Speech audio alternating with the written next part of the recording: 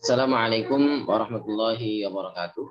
Bismillahirrahmanirrahim. Alhamdulillahirabbil alamin wassalatu wassalamu ala sayyidina Muhammadin wa ala alihi wa sahbihi ajma'in. La haula wala quwata illa billahil aliyil azim. Selamat datang di channel Kamasyari, selamat datang di perkuliahan Ushul Fikih untuk Fakultas Syariah. Pada kesempatan hari ini kita akan bahas tentang al-amru wan nahyu, perintah dan larangan di dalam teks-teks Al-Quran maupun di dalam hadis. Marilah kita buka perkuliahan pada kesempatan hari ini dengan baca basmalah. Bismillahirrahmanirrahim. Saya akan bacakan satu kitab yang ditulis oleh Dr. Hasan Haitu yang berjudul Al-Khulasoh fi Ushul Fiqh. Kitab ini ringkas, tetapi tetap aja sebetulnya untuk materi al-amru wan nahyu ini tidak cukup al-awamir wan nawahi, ya, yang ditulis oleh Muhammad Hasan Haitu atau Dr. Muhammad Hasan Haitu dari Suriah ini tidak cukup dibaca sekali pertemuan sebetulnya, tapi nanti akan saya baca secara cepat supaya cukup, karena nanti membutuhkan waktu yang cukup panjang. Bismillahirrahmanirrahim. Saya masuk pada kitabnya, saya share ya, langsung saja. Nih. Pembahasan yang terkait dengan hal ini yaitu al-faslul tsalits pada pasal yang ketiga, sangat jelas ya. Fi al-awamir wan nawahi. Perintah-perintah dan larangan-larangan. Awalan al-amru. Pertama yaitu tentang perintah. Apa itu perintah? Arfa jumhurul usuliyin al-amra bi annahu al-qawlu at-talibu lil fi'li bila 'uluwin wala isti'la'in. Saya terjemahkan secara umum saja ya, tidak kata per kata. Intinya saya menjelaskan bahwasanya mayoritas ahli usul fikih, ya, ulama usul fikih mendefinisikan al-amru, perintah, itu adalah al-qawlu at-talib, sebuah ucapan yang meminta lil fi'li untuk dikerjakan, bila uluwin, bukan dari atas ke bawah, maksudnya dari orang yang lebih tinggi ke bawahan, ya, wala isti'la'in, dan tidak pula dia itu dari bawah ke atas atau berdoa ibaratnya gitu ya. Artinya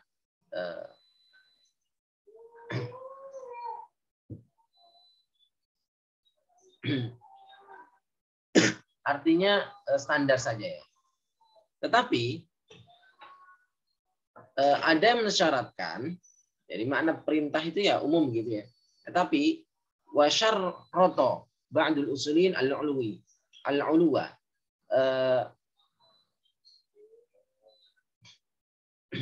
Sebagian ahli usul fikih mensyaratkan adanya ulu. Ulu itu perintah itu ya dari atas ke bawahan perintah itu. Bahwa an yakunal amru a'la rubatan minal ma'mur. Yaitu maksudnya adalah, ini sebagian ya, sebagian ahli usul fikih, tapi sebenarnya ini rata-rata begitu ya. Ya, kalau dikontekstualisasikan dalam Al-Qur'an hadis begitu. Jadi perintah itu ya harus bersumber dari pihak yang lebih tinggi ke yang lebih rendah gitu ya. Wa syarrata Abul Husain Al-Basri al-isti'la gitu ya.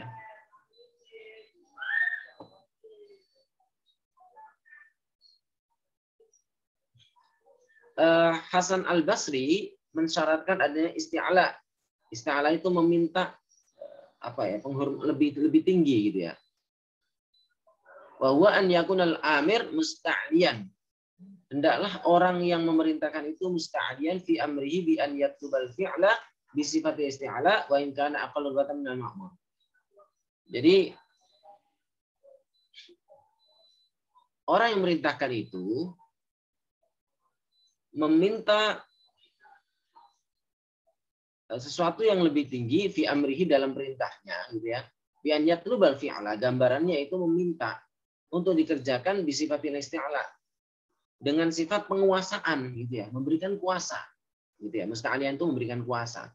Wa in kana aqal rubatan minal ma'mur, meskipun posisi orang yang memerintahkan itu lebih rendah daripada orang yang diperintah, begitu ya.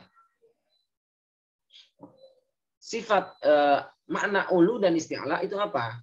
Makna ulu itu sifat mutakalim. Jadi secara subjektif gitu ya. Kata ulu, tinggi itu maksudnya adalah posisi orang yang berbicara, ya, gitu ya. Jadi melihat dari sudut pandang secara subjektif orang yang berbicara. Sementara wal isti'la, yang dimaksud dengan isti'la yaitu sifatul kalam. Yang penting itu konten yang diucapkan, ya. Tidak peduli yang mengucapkan itu apakah orang yang lebih tinggi derajatnya, gitu ya, dan orang yang diperintah itu lebih rendah. Itu tidak peduli. Yang penting adalah isi ucapannya itu bermakna perintah dalam arti merasa yang merintah yang mengucapkan itu sebuah isinya itu sebuah ketegasan untuk dilaksanakan gitu ya, meskipun sama-sama satu derajat gitu ya. Wa imma yadullu ala asdami ishtiratihima. Ini pendapat jumhur mayoritas ulama. Ini menunjukkan bahwasanya sebuah perintah itu ya, tidak harus ada syarat ulu dan isti'la. Ya, ini penulis di kitab ini ya lebih cenderung tidak harus ada persyaratan ulu wal isti'la. Itu berdasarkan hikayatan an Fir'aun li hasyatihi. Bahwasanya ada satu perintah di dalam Al-Qur'an yang merupakan ini kisah dari Fir'aun. Famadza ta'muruna? Fasamma kalamahum amron. Ya. Famadza ta'murun? Apa yang kalian perintahkan? Fasamma kalamahum amron. Ucapan anak buah mereka itu di anak buah Fir'aun itu oleh Fir'aun disebut dengan perintah, padahal itu bahwa akal min hurubatan. Sementara mereka ini hasya ini kan ya, orang-orang itu bawahan Fir'aun ini kan lebih rendah, tapi ternyata digunakan kata amaro ya'muru gitu ya. Fir'aun menggunakan kata ta'muru. Jadi dalam bahasa Arab itu menurut mayoritas ulama itu tidak harus perintah itu keluar dari atas ke bawah, ya. Tidak harus pula kita ada ketegasan tertentu untuk memberikan sebuah keharusan, tapi bisa juga bersumber dari setara bahkan dari bawah ke atas. Wala syakka annahum kanu yatakallamuna ma'ahu bi adab. Sementara mereka ini orang-orang berbicara dengan adab, orang-orang bawahan Fir'aun ini, ya. Dunasti'ala, tanpa harus ngotot untuk wajib dilaksanakan. Ya kanu ya'taqiduna fil uluhiyah.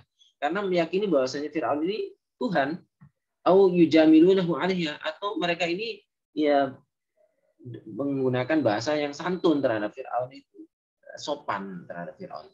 Wa yan kana bahwa istilah, dan inilah adalah makna amr secara istilah. Wa mithalul amri, dan contoh perintah itu firman Allah Subhanahu wa taala waqimus shalah. Ini perintah dalam Al-Qur'an, contohnya waqimus shalah, dan laksanakanlah salat dan dirikanlah salat. Bahwa talabun bi fi'liha. Ini adalah permintaan untuk dikerjakan. Ini makna perintah. Jadi perintah itu adalah suatu apa tadi? Al-qaulu at-talib lil fi'li. Suatu ucapan, ya. Ucapan itu bisa secara lisan, bisa secara tertulis gitu ya. Bisa pula secara isyarat. Kalau itu yang memerintahkan orang yang tidak bisa berbicara gitu ya.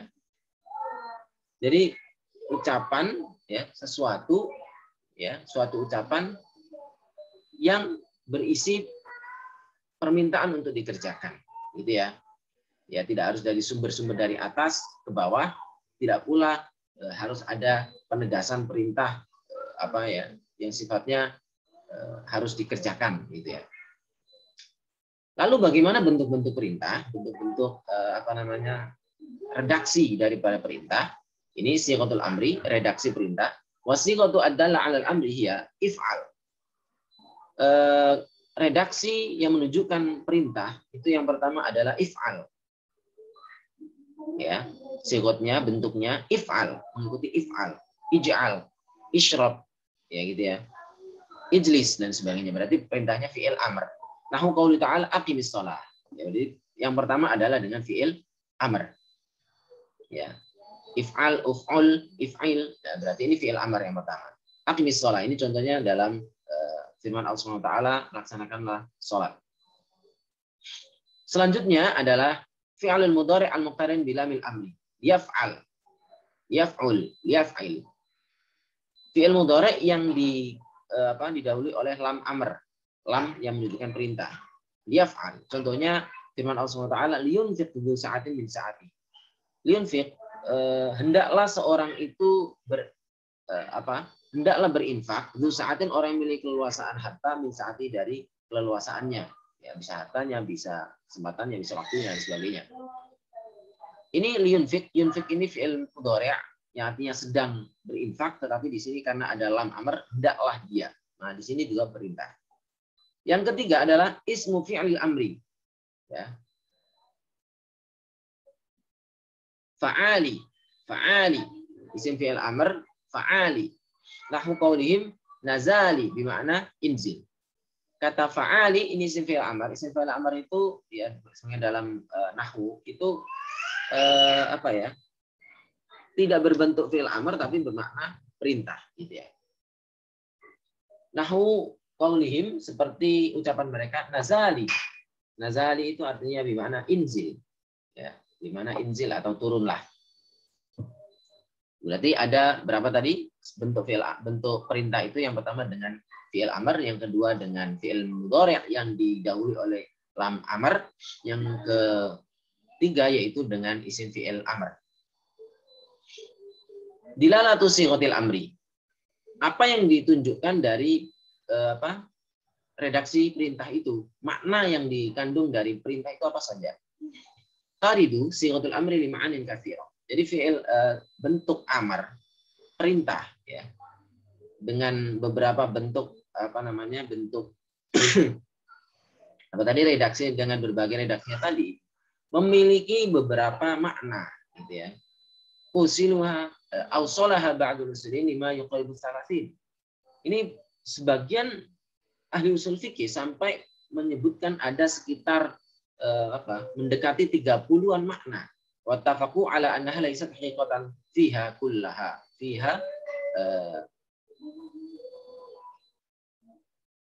Kullaha.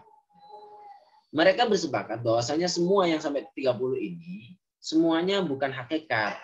Tidak semua yang hakikat. Hakikat itu makna asli, tetapi makna aslinya adalah sebagiannya saja, sebagian yang lain itu makna majazi. Wa inna ma haqiqah fi ba'diha wa ala khilafi fi majaz fi mu'dhamiha.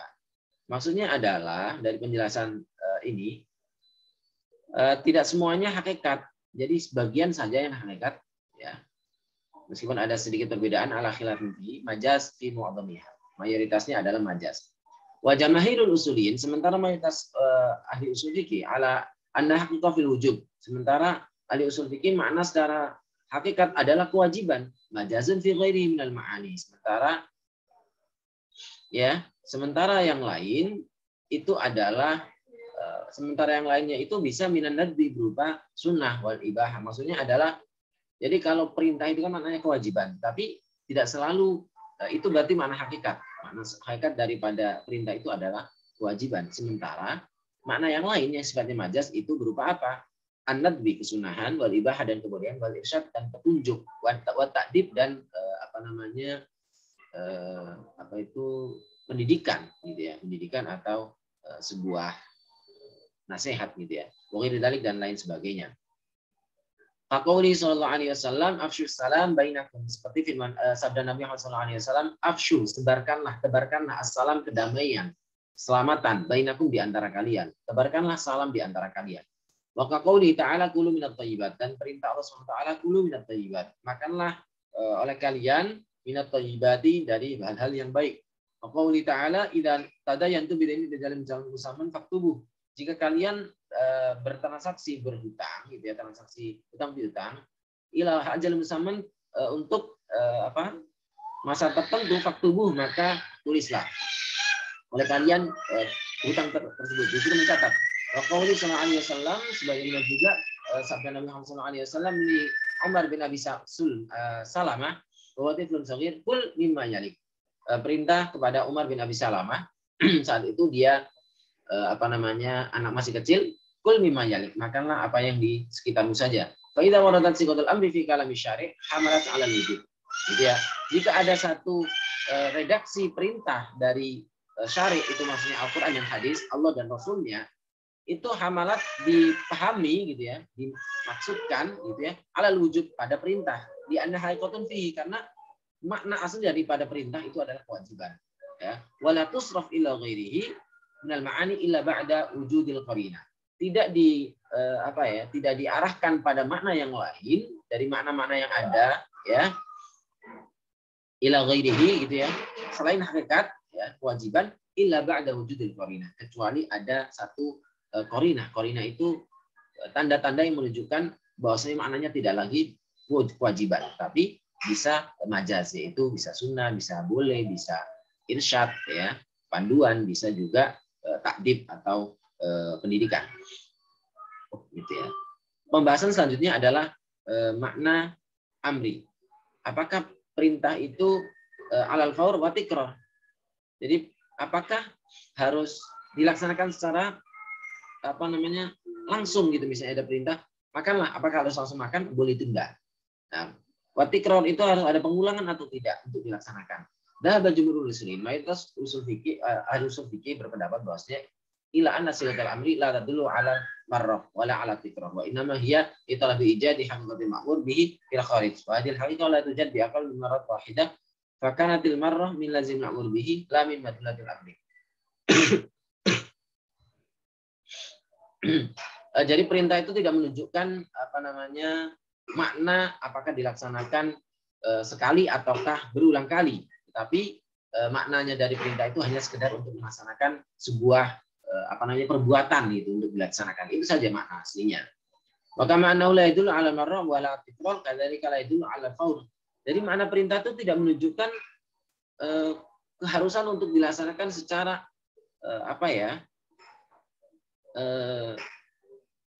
gegas gitu, maksudnya ketika ada perintah langsung harus dilaksanakan.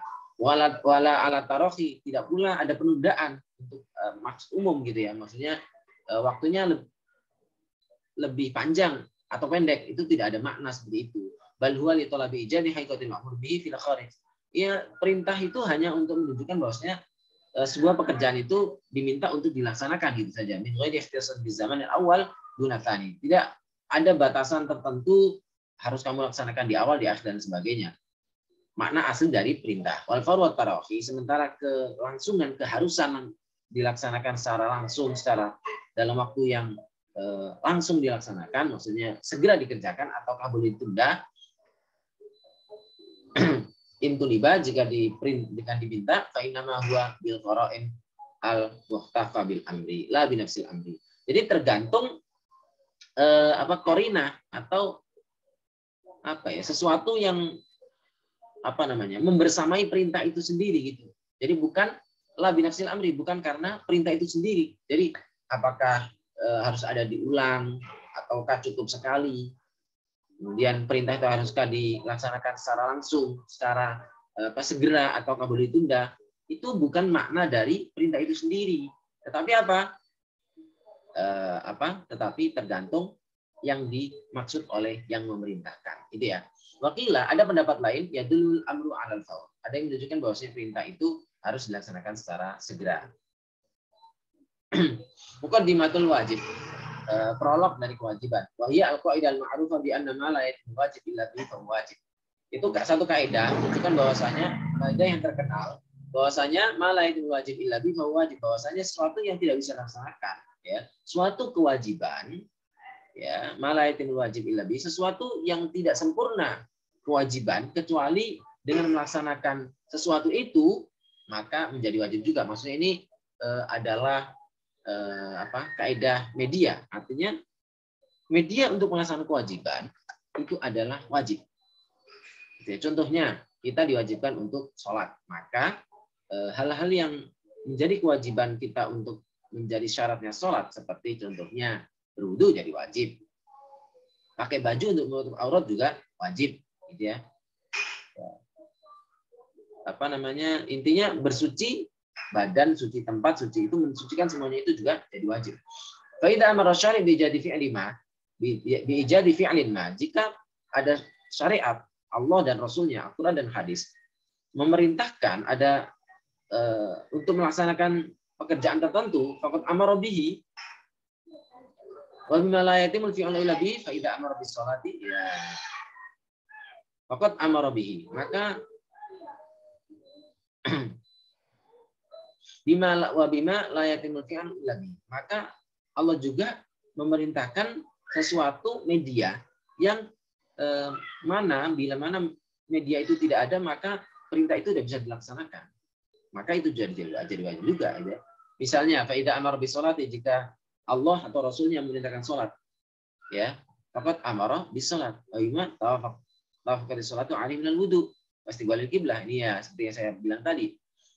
Jadi kalau Allah itu merintahkan sholat, gitu ya, maka Allah juga memerintahkan wudu, berarti ya media yang mana kalau nggak ada wudu maka sholatnya nggak sah. Istiqbalul kiblah untuk menghadap kiblat, itu dalik dan lain sebagainya daripada syarat sahnya sholat maupun rukun sholat. Wa idza amara al-mar'a bi satri ra'si fi sholati matalan, jika seorang wanita diperintahkan untuk menutup kepalanya ketika dalam sholat, misalnya, fa innaha yajibu 'alaiha an tastar juz' minal wajhi hatta tata'akkad an wajib qad wajadahu. Maka fa innaha yajibu, dia juga berkewajiban ya untuk menutup sebagian wajah.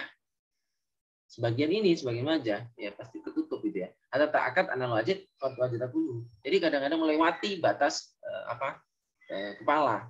Jadi wajahnya ya kena gitu ya. Kalau nggak kena wajahnya ya nggak bisa menutupi dirinya. Karena posisi bentuk kepala kan memang gitu ya. Misalnya, wa idza ghasala al-mar'u wajhahu fil wudu. Jika seorang itu membasuh wajahnya di wudu, wajib alaihi ya ghusla juz'in min ar-ra'si. Dia pasti membasuh kena sebagian kepala, hatta yatayaqan anna ghusla jami'il wajhi wa kada. Sehingga dia yakin dia telah membasuh semua wajahnya, gitu ya. Jadi itu konsekuensi lah kayak gitu ya. Oke, kita lanjutkan pada makna ini. Ini sebenarnya makna yang ini ya, kaidah-kaidah yang terkait dengan perintah. Ini kalau saya baca perintah saja ini waktunya nggak cukup ini. Ya ini. Tuh. Banyak masih panjang ini. Belum lagi masalah an-nahyi ini ya. Nih, saya untuk al-amru dulu saya selesaikan. Ya, ini agak panjang nih kalau saya. Makna amr, ini contohnya korina ya. Al-amru ba'dal hadar. Idza hadara syari' syai'an. Jika syariat, Al-Qur'an, hadis, Allah dan Rasulnya itu melarang sesuatu, ya. Cuma amara bihi ba'da dzalikal hadar. Tapi setelah perintah itu selesai, kemudian ada setelah larangan itu selesai, diperintahkan, ada perintah, muncul perintah. Maknanya apa? Fa inna sih. Oh, fa inna taqaddumal hadar, sungguhnya adanya larangan di awal, qorina, adalah sebuah makna yang menunjukkan tasarruful amri ala wujub ila ibaha, ya. Qorina tasriful amro, jadi yang mengalihkan perintah dari kewajiban menuju mubah saja. Aidon, dari qauli ta'ala innama nudiya lis-shalah idza nudiya lis-shalati min yaumil jumu'ati fas'au ila dzikrillahi wa darul bai'. Jika telah dipanggil untuk melaksanakan sholat pada hari Jumat, fas'au, maka segeralah ya bergegas ila dzikrillah, menuju zikir Allah, maksudnya untuk sholat. Wa darul bai', ingatlah Allah dan melaksanakan sholat. Wa darul bai', tinggalkan apa namanya, jual beli gitu ya. Tinggalkan perniagaan. Ini berarti kan larangan untuk berniaga gitu ya. Sumaqala, lantas Allah SWT berfirman, fa idza qudiyatish sholatu, tapi jika sholatnya sudah selesai, fantashidu, maka berhamburkanlah fil ardi, di muka bumi, bertebaranlah kalimullah wabtaghu min fadlillah, dan carilah dari keutamaan Allah. Fataqaddamal hadar wa huwa man'ul bai' wa qanida, adanya larangan yaitu untuk berjual beli, bertransaksi niaga di waktu azan gitu ya. Qarinah menunjukkan yang tusriful amro, mengalihkan perintah bil bai'i, dari perintah untuk berjual beli ba'da sholat, setelah sholat, anil wujub, tidak lagi kewajiban, ilal ibahan, wujub, mubah saja. Jadi jual beli setelah sholat itu hanya mubah saja, karena al-amru ba'dan nahi yadullu alal ibahah. Jadi perintah setelah ada larangan itu artinya boleh-boleh saja, bukan kewajiban. Contohnya di dalam Al-Quran, saya agak lupa surat dan ayatnya, ada, kalau nggak salah surat Al-Baqarah, ayatnya saya lupa. Fa'idha qadaitum manasikakum fadhkurullaha, bukan. Terkait dengan itu, terkait dengan larangan berburu itu ya. Larangan berburu, Allah Subhanahu wa taala berfirman, sebentar.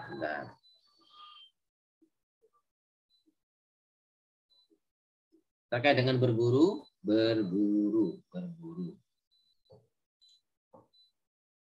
Jadi begini, ada ayat Al-Qur'an yang merintahkan berburu setelah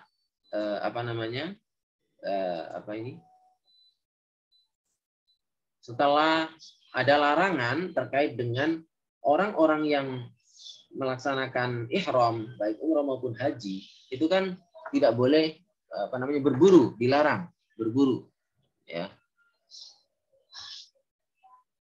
Tetapi setelah rangkaian ibadah haji itu selesai, yaitu dengan tahallul, kemudian selesai, tidak lagi ihram, maka maka ada perintah, gitu ya. Ada perintah untuk berburulah. Ya.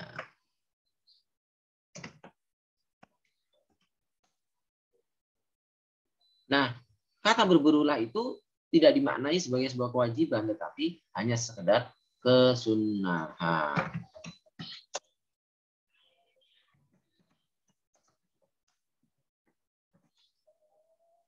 Oke.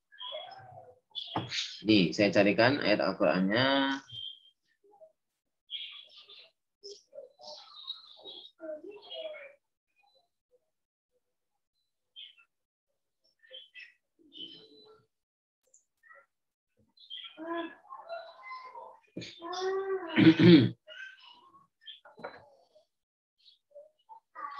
Ya, jadi orang-orang yang sedang ihram itu dilarang untuk berburu, ya.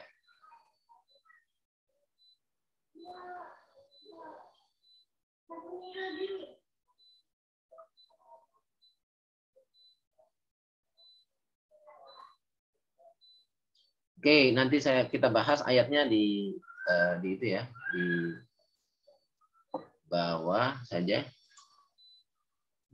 Saya lupa ya.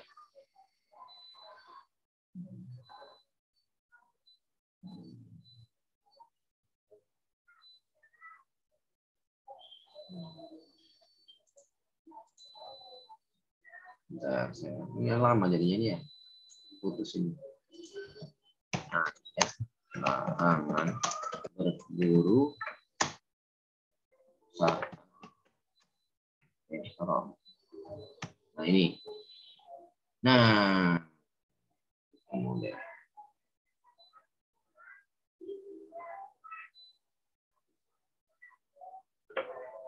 Ya ayyuhalladzina amanu la taqtulus sayda wa antum hurum. Gitu ya. Wahai orang-orang yang beriman, janganlah kalian membunuh binatang, janganlah kalian berburu. Gitu ya. Nah, ini. Janganlah kalian berburu, gitu ya. Wa antum hurum, sementara kalian sedang berihram. Al-Maidah ayat 2. Al-Maidah ayat 2. Tapi ada ayat berikutnya, wa idza halaltum fastadu. Tapi kalau kalian sudah nggak ihram lagi, maka kalian fastadu, berburulah. Nah, perintah berburulah ini kan setelah adanya larangan apa untuk zina ini. Ya ayyuhalladzina amanu la tuhillu syairallahi wa sya'irallahi wa idza halaltum fastadu. Wa idza halaltum fastadu. Jika kalian telah halal, maksudnya tidak lagi ihram, ya, tidak lagi sudah bertahallul, fastadu, maka berburulah kalian. Nah, ini kan adanya perintah, ya. Gitu ya, adanya perintah untuk berburu. Sementara perintah ini datang setelah adanya larangan, ya. Larangan apa? larangan untuk tidak berburu. Ya ayyuhalladzina amanu la taqtulus sayda wa antum hurum, di surat Al-Maidah ayat 95. Gitu ya. Memang ini agak putar ya, agak terbalik ya. Jatuhnya itu setelah di sini penempatan ayatnya memang duluan yang ini gitu ya. Ya ayyuhalladzina amanu la taqtulus sayda wa antum hurum, ini larangannya adalah kalian ketika kalian dalam posisi sedang berihram dilarang berburu. Jangan membunuh binatang buruan, hewan buruan.